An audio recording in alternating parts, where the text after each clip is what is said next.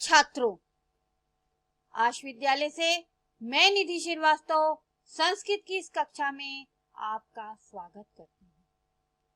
छात्रों, पूर्व कक्षाओं में हम लोगों ने सुभाषितानी के विषय में अच्छी तरह से जानकारी हासिल कर ली कि सुभाषितानी अर्थात सुंदर वचनों को एकत्र करके एक जगह पे रखना और उनको श्लोकों के माध्यम से यहाँ पर कवि ने किस तरह से प्रस्तुत किया है उसके बारे में आपको हमने बताया।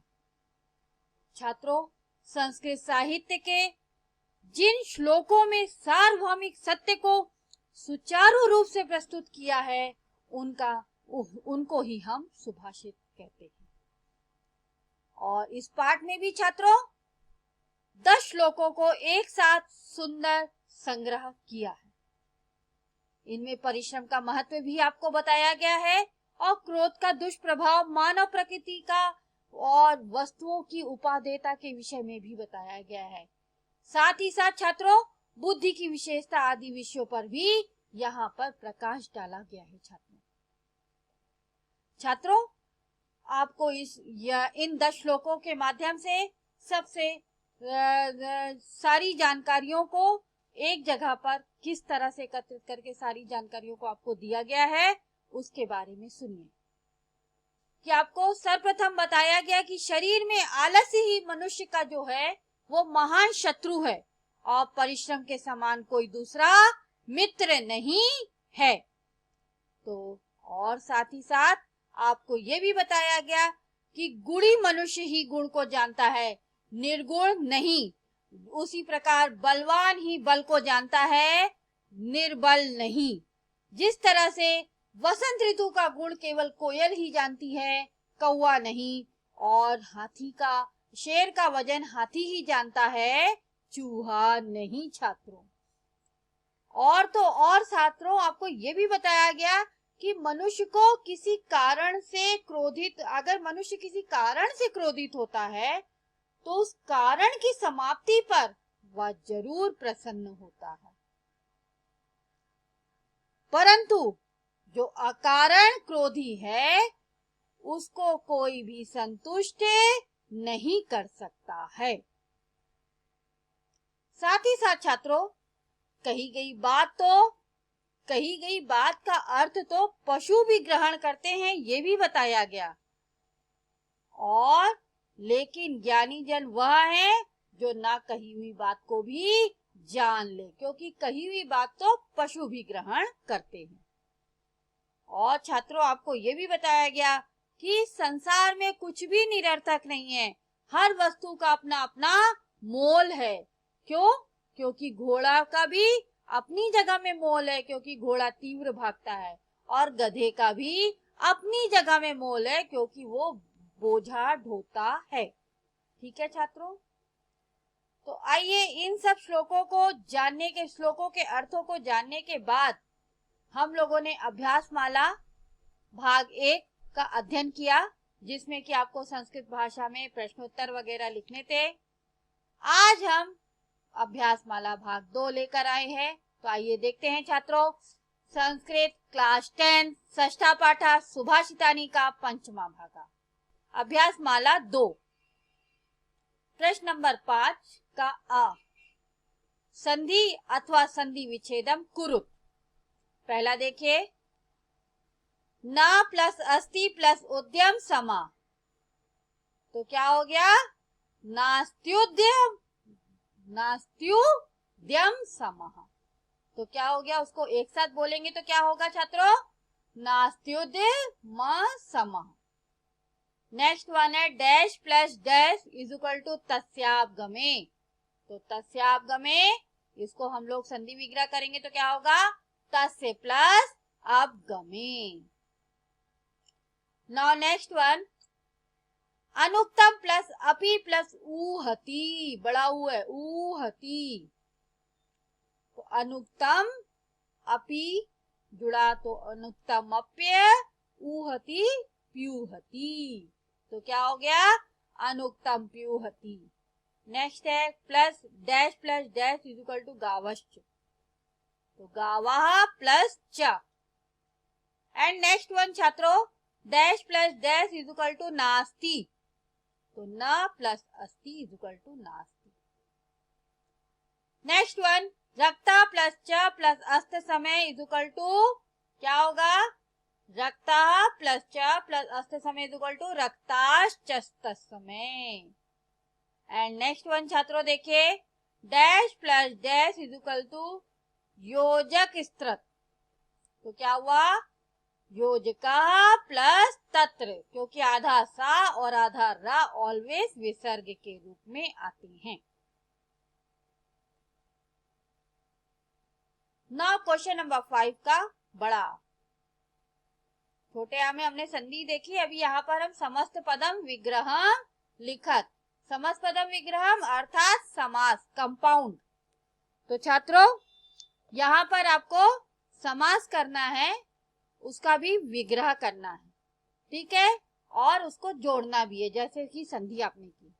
तो छात्रों समास के लिए अलग से चैप्टर बना हुआ है, वहां पर आपको अच्छी तरह से समास समझाया गया है। यहाँ पर केवल छात्रों आपको अध्याय से संबंधित जो समास है उसके बारे में मैं जानकारी दे रही हूँ। तो पहला देखिए, उद्यम समः। उद्यम समा, जब भी समा आता है तो वो तृतीया तत्पुरुष समास होता है, ठीक है। तो यहाँ तृतीया लगेगा पहले वर्ड में और दूसरा वर्ड एज इट इज रहेगा। तो पहला वर्ड क्या है छात्रों, उद्यम, तो उद्यम में हमने तृतीया लगाई तो क्या हो गया, उद्यमेन समः। नाउ नेक्स्ट वन है शरीरे स्थिता, ये भी तत्पुरुष समास है, ठीक है। अब शरीरे इसका विग्रह करके दिया गया है, सप्तमी तत्पुरुष है क्योंकि शरीरे बता रहा है, तो ये विग्रह करके दिया गया, आपको इसको जोड़ना है। तो क्या हो गया, शरीरस्थः, एक वर्ड हुआ। फिर निर्बलः, नी उपसर्ग के साथ में जब भी समास आएगा तो वो अव्ययी भाव समास होता है, और निर और निस का मतलब होता है हटा हुआ, रहित, तो उसके लिए हम लोग हीना शब्द का प्रयोग करते हैं। तो निर्बला इज इक्वल टू बलेन हीनः। नेक्स्ट वन है देह से विनाशाय, देह के लिए विनाशाय, ये भी तत्पुरुष है। तो देह से विनाशाय को हम लोगों ने एक किया तो क्या हुआ, देह विनाशाय। महावृक्ष, महान च असो वृक्ष, कर्मधारय समास की बहुब्रीहि। महावृक्षा किसी एक पर्टिकुलर वृक्ष के बारे में बता रहे हैं, इसलिए यहाँ पर बहुब्रीहि समास है छात्रों। तो महावृक्षा इज इक्वल टू महान चासो वृक्ष। समानम शीलम व्यसनम येषाम तेषु, तो यहाँ पर आपको पूरे पद तोड़ के दिए गए हैं, आपको उसको जोड़ना है। क्या होगा, समानम शीलम व्यसनम येषाम तेषु इज इक्वल टू समान शील व्यसनेषु, जितनी विभक्तियां लगी है सब हट जाएंगी। नेक्स्ट वन अयोग्य, नहीं है तत्पुरुष समास, आ लगा है तो ना, आ के जगह पे हमेशा समास में ना का प्रयोग करना है। तो क्या हुआ, अयोग्य का ना प्लस अयोग्य, तो ना प्लस योग्य, अयोग्य। ओके, तो छात्रों आपको यहाँ पर समास समझ में आ गया, ये एक्सरसाइज। नाउ नेक्स्ट वन है क्वेश्चन नंबर 6, अधोलिखितानां पदानां विलोम पदानि पाठात् छित्त्वा लिखत, यानी नीचे लिखे हुए पदों के एंटोनिम्स आपको लिखने हैं, वो भी कहाँ से, लेसन से, जो लेसन में प्रयोग किए गए हैं, ठीक है। तो प्रसिद्धति यानी खुश होना, प्रसन्न होना, तो उसका उल्टा क्या है, दुख हुई, दुखी का क्या यहाँ पर दिया गया है, असीदति, तो आंसर आया असीदति। नेक्स्ट वन मूर्खा, मूर्खा यानी बेवकूफ, तो उसका उल्टा क्या है, पंडितः, जो कि लेसन में आया। बली, बली यानी शक्तिशाली, तो उसका उल्टा निर्बलः। सुलभा, सुलभा यानी आसानी से, तो उसका मुश्किल क्या होगा, दुर्लभा। संपत्तो यानी संपत्ति, विपत्तो यानी मुसीबत, अस्त समय यानी डूबने का, उदय समय यानी उगने का, सार्थकम यानी सार्थक सिद्ध होना, और निरर्थकम जो सिद्ध नहीं हुआ। ठीक है छात्रों, ये सारे वर्ड आपको पंडिता, निर्मला, दुर्लभा, विपत्तो, उदय, निरर्थकम ये लेसन से ही लिए गए हैं। नाउ नेक्स्ट वन छात्रों, क्वेश्चन नंबर 7, संस्कृतेन वाक्य प्रयोगम कुरु। संस्कृत में आपको वाक्य प्रयोग करना है। तो पहला है वायसा। वायसा का मीन्स होता है कौवा। तो आप कौवे से कोई भी वाक्य इजी बना सकते हो कि एक कौवा प्यासा था, या कौवा जंगल में रहता था, या कौवा को किसी ने पाला हुआ था। इस टाइप से आप कैसे भी वाक्य बना सकते हैं, परंतु वाक्य सार्थक होने चाहिए, यानी सही विभक्तियों का प्रयोग होना ही चाहिए। सॉरी छात्रों। तो छात्रों यहाँ पे देखिए, वायसा का मैंने बनाया, वायसा कृष्ण वर्ण भवति, यानी कौवा काले रंग का होता है। नेक्स्ट वन है निमित्तम। निमित्तम यानी कारण। तो दुष्टस्य विवादस्य किमपि निमित्तम न भवति, यानी दुष्ट का जो विवाद होता है, लड़ाई झगड़ा होता है, वो कोई भी कारण का नहीं होता है। ऐसे ही बेमतलब वो लोग लड़ते हैं। नेक्स्ट वन छात्रों, सूर्यः। उदिते सूर्यः रक्तः भवति, यानी उगता हुआ सूरज लाल रंग का होता है। एंड नेक्स्ट वन छात्रों, पिकः। पिका यानी कोयल। तो कोयल का क्या है, वसंत समय पिका आम्र वृक्षे स्थित्वा मधुरम गीतम गायति, यानी वसंत ऋतु में कोयल जो है वो आम के वृक्ष पर स्थित होकर मीठे गीत गाती है। नेक्स्ट वन है वहनी। वहनी यानी आग, अग्नि। तो वहनी तीव्र प्रसरती, यानी आग जो है वो तेजी से फैल रही है। ठीक है छात्रों, तो यहाँ पर ये अध्याय आपका समाप्त होता है। आपको इस अध्याय में कोई भी डाउट है तो आप आश विद्यालय के ऐप्स को लाइक करके क्वेरी में जाकर अपना डाउट पूछ सकते हैं।